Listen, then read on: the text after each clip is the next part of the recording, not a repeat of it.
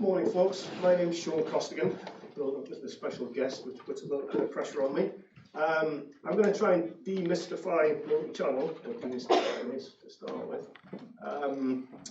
We're a business, AlphaGraphics, we're an investor in VentureStream, and we partner with VentureStream with many clients. The main sectors we work in are retail, education, automotive and hospitality and leisure. That's not to say we don't work in other channels, but they tend to be the areas that we do most business. We started out life as a printing company, and we've migrated into a marketing services business. So just about every new discussion we have with a client is, what challenges do you have in your business? What is your business plan for the next 12 months, and what can we do to help that? Inevitably, it comes down to data, and what we do is some very complicated stuff with data. So what we've got here is what is typically a multi-channel campaign. We have data coming into our business, which usually comes in one of three fashions. It'll come straight as a bulk database from a client if they're running a one-off campaign. If it's a daily campaign, they will send data to us every morning, usually automated to an SFTP site, or it could be manually input as you want to trigger a campaign. This is an example of a one-off campaign, and what you can see here is we've got data coming in at the left-hand side, and then we've got a whole series of different communications that are being driven from that data with conditional logic driving the content and the next step for that particular client.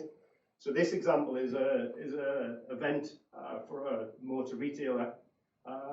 They'll supply us a bulk database at the beginning. We will then trigger off a whole series of marketing communications that ultimately takes the individual to a landing page. Now the landing page is fully personalized and content driven from the database. So within the database, we will have a tag that will tell us the brand that that person's associated with and the actual dealership, and perhaps when they last bought a car. And what we'll do is we'll manage the content of each communication. So in this case, we're sending out a DM piece, we're sending out an email, we've got call center making outbound calls to try and get people along to an event. We've got SMS messaging, and all of these is running from one SQL database. So we're not running separate bits of communication, everything's working from the same place. So what that means is, if somebody registers from email 1, we know that that registration's been made and we don't then send the future communications. If they don't register from email 1, what we're able to do is set some rules, right? In 24 hours, send an SMS message. If they don't respond to that SMS message, send a second email. Or perhaps if you've had a hard bounce from the first email, send an SMS message immediately. And what this does is builds up into a campaign. So you can see here that you've got paid Facebook activity coming into a social registration page. You've got dealer prospecting, so we host the registration page for the dealer where they can push people into the campaign. We've got live tracking and reporting going on in the background so that we can give the client real-time view of what is happening with the campaign. And then we've got a whole series of microsites or personalized URLs. Through to once the person's registered, we've got confirmations, both in email and through the browser, and then some follow-up activity to make sure the person attends the event. So this is a one-off event. What we could also have is, for this same client, we have an after-sales campaign, which we have data dropping every morning, and then we have again a series of emails or SMS messages that are all driven depending on the dealership they're associated to, but also the activity. So they open an email, we know they're interested, they don't click through to the registration page, we'll follow that up immediately with an SMS message. So what I thought I'd do is just talk you quickly through a campaign. So this is the event that I'm talking about. So the first thing that we're using the data for is to produce a DM piece. So there's a really nice high quality glossy DM piece that goes out in an envelope, and it's content managed depending on that person's profile. So this one, it's a Ford customer. It'll drop in the Ford dealership in the top right there that the person's associated with, and it'll have a personalized URL in the bottom left there. We'll then use the same creative to send out emails. Again, we'll have a series of 3 emails. This will be rules based, that if we have a registration, we won't be bothering the client again. All automated. Once the campaign's kicked off, everything happens pretty much automatically. So we'll have a series of 3 emails. We'll have a SMS message. Again, we've got a personalised URL embedded in the message to make it very easy, 4 clicks to register for one of these events. So you just literally click on the SMS message. We work in partnership with a call centre, so we'll typically on a campaign like this make about 40,000 telephone calls.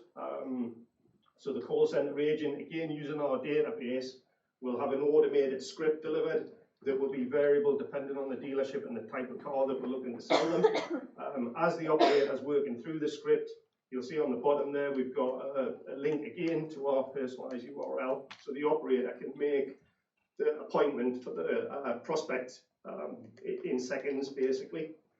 So this is all going on at the same time. So we've got phone calls happening, emails happening, direct mail pieces landing, all trying to drive somebody to a URL to register for the event. This is the registration page. So what you'll notice again, it's content managed, data driven. So the imagery is dropping in, the text dropping in, the person's details are dropping in. So it makes it very easy for them to register. They've literally got to select the day and the time slot and whether they're interested in new or used cars and click register now, and they're registered for the event. So we've used probably 5 different channels to try and get them to this page to make the registration. What we can also do is we can see who's come through to this page and not registered, so we can set some rules to make sure we're communicating back with those people immediately to try and get them to come back on the site and register. So it's clever use of data. It's all in the same place. So from a GDPR perspective, we're not sending data out to a printer. We're not sending data out to an email company. Everything is done within our system. So once you've registered, immediately the prospect would get a confirmation page and then a confirmation email. So if you've had the call centre on, they've made the appointment for you, you'll literally get this email within 10 seconds of putting the phone down. So, you know, the call centre part linked into a campaign like this works in some markets, but not others.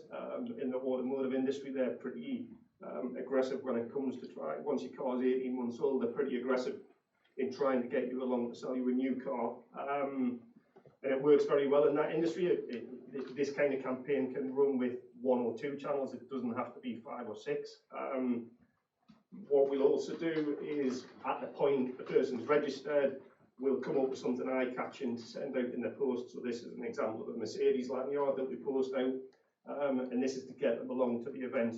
What we can also do is trigger things like reminder emails or reminder SMS messages on the morning of the event, so that we can improve turnout. Because the way that we measure this is number of appointments made, number of appointments kept, number of cars sold. So we can very easily measure the ROI of a campaign like this, and we can report that back to the client. We do hundreds of thousands of pounds worth of this kind of events every year, automotive being the biggest one, education second biggest. So another big use for this is stuff like open days, so education open days at universities and colleges. It's a great way of communicating to potential students, but also doing the life cycle marketing after that. It's quite often a student will contact, particularly a further education college, months and months before actually starting.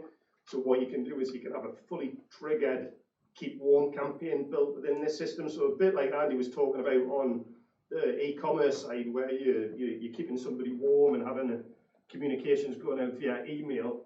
The thing that we can do is include SMS, printed pieces and other channels when it comes to that keep warm communication.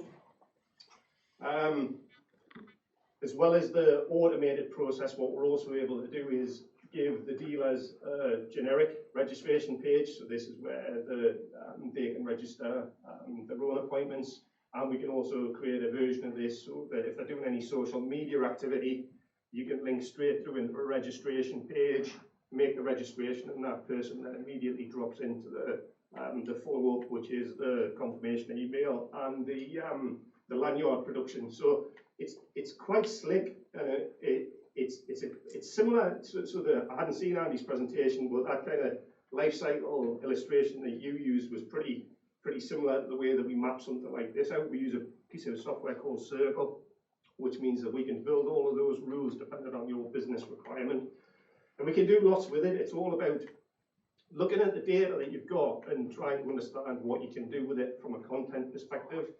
When it comes to print and stuff like that, you can start being much smarter in the way that you use print and manage what the individual's seeing.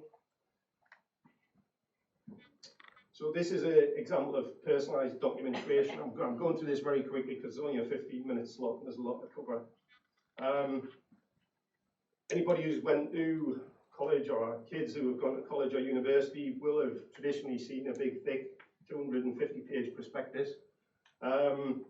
What most further education establishments are doing now is trying to create a personalised document for the individual.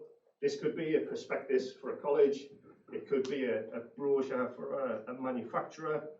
We work with a door manufacturer who allows their stockists to go on and make personalised brochures using their products. So anywhere where you want to control the content of a printed piece or a PDF, you would use our software to do something like this. So this is an example for Middlesbrough College. So what the prospective student does is pops their basic information in. We then have a number of tick boxes. The student picks what they're interested in. So in days gone by, they would have printed a prospectus that had all of these subjects in. Typically, a student's only interested in 2. So a lot, from an environmental perspective, it wasn't very good. From a postage cost perspective, it's not very good. So there's a strong argument now to look at anything that you're printing, particularly catalogues, directories, etc., and try to content manage them this way. So this particular student, which is me, has picked apprenticeships and A-levels. I've popped my personal information in, and what I'll get immediately within seconds is an email confirming that I've made the submission. It'll then have a link to say download your personalised digital prospectus. Then that'll take you through to a microsite. Now, one of the cool things we can do with microsites is let you know when people have visited them every single time they visit. So one of the things we did with this was we were working with an insurance company who provide tenant insurance, and what was happening was every time a potential tenant went on to get a price, because it was a microsite, the call centre of the insurer was getting an email notification, so that within an hour they would then call the person to try and close the insurance deal. So you can do all kinds of clever stuff with these behind the scenes. So this one particularly, it basically gives you a link to download your course guide, and then page turn in PDF can have embedded video, can have embedded sound. You can do all kinds of things with the PDFs now, and we obviously also give the option to print. So there's 2 things. One, 70% of people don't select print now, so they just take the PDF. We can see who's using the PDF, we can see how often they're using it. So it's cut down your postal cost by 70%, it's cut down your production cost by 70%, but then in the 30% that you do have to print, it's cut your page count down by probably 3/4 as well, so you've got savings all along. So the environmental side is something that the universities do look at very closely, and we've managed to provide a lot of, we get measured on added value with the universities, so cutting out cost and cutting out environmental impact is key. You can use this tech on any kind of printed document or PDF, and depending on the data you have and the information you have, either on a database you supply us, or in this case, data that's input by a prospect, you can create this personalized content.